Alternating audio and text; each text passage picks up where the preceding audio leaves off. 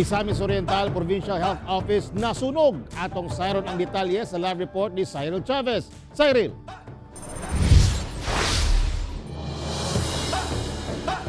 Gastek, gawas sa buhatan sa Provincial Health Office sa Misamis Oriental na lakip ang bakuna kontra COVID-19 ug uban pang sakit sa nasunog kagabi dinis sa Cagayan de Oro City.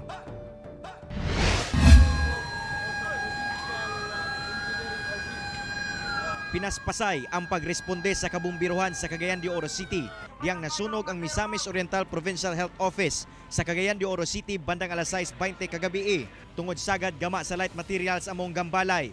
Paspas nga midako ang kalayo nga gisaka sa ikaupat nga alarma. Sumala sa mga nakasaksi, nakadungog kuno sila og pagbuto sa kusina sa ikaduhang andana, una miulbo ang kalayo.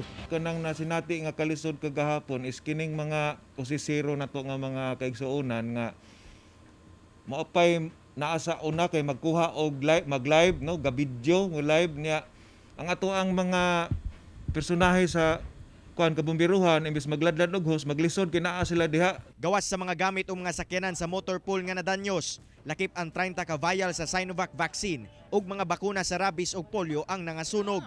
I do not see any problem. I was already promised this evening, write us kung sa inyong kinahanglanon.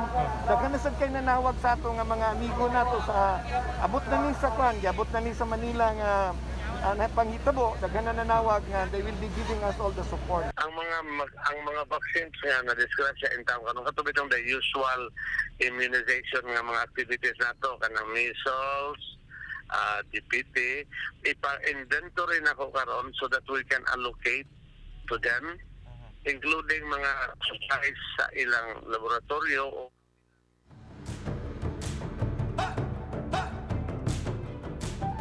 Tek, padayon ang investigasyon karon nga ginahimo sa BFP aron masuta kung unsa ba ang tinubdan sa insidente. Samtang uban sa DOH Region 10 paningkamutan mato pa sa Provincial Health Office nga mahimong minimal lamang ang epekto sa insidente ngadto sa ilahang mga operasyon. Tek. Daghang salamat, Cyril Chavez.